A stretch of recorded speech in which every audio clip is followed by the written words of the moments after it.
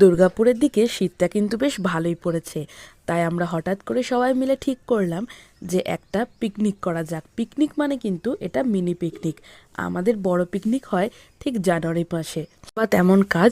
সবাইকে সঙ্গে সঙ্গে মেসেজ করে বলে দেওয়া হলো যে আমাদের এই ডেটে একদিন পিকনিক আছে। তো এবার সবাই মিলে সবাই রাজিও হয়ে গেল। তো তেমন ঠিক হলো যে চট জলদির মধ্যে আমরা কিনে নিয়েছিলাম হচ্ছে হাঁসের ডিম কষা আর হচ্ছে রুমালি রুটি। তো হাঁসের ডিম কষা হচ্ছে আমাদেরই এক আন্টি উনি বানিয়েছিলেন, কবিতা আন্টি, খুবই ভালো হয়েছিল। রুমালি রুটি সামনের দোকান থেকে কিনেছিলাম, খুবই সফট ছিল, সেটাও খুব ভালো ছিল। আর ছিল হচ্ছে নলেন গুড়ের রসগোল্লা আর হচ্ছে স্যালাড।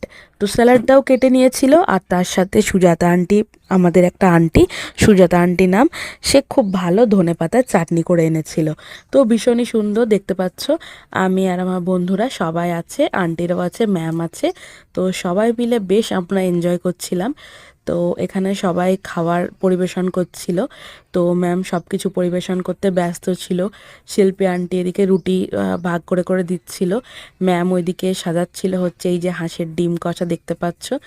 আর এদিকে দেখো এশা আন্টি স্যালাড কাটছিল, সমস্ত শসা পেঁয়াজ এগুলো সব কিছু কাটছিল।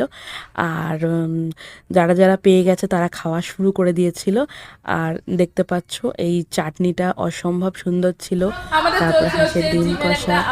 তারপরে দেখো এই যে সবাই খেতে বসেছে। তো সবার আমি একটা ভিডিও নিচ্ছিলাম। তো বেশ ভালো লাগছিল, একটা মানে চটপটের মধ্যে মানে তাড়াতাড়ির মধ্যে একটা মিনি পিকনিক করতে বেশ ভালো লাগলো। তো আমরা খুব এনজয় করেছিলাম ওই নলেন দিনকে। গুড়ের আইসক্রিম। তারপরে শেষটা হয়েছিল আমাদের এই নলেন গুড়ের আইসক্রিম দিয়ে।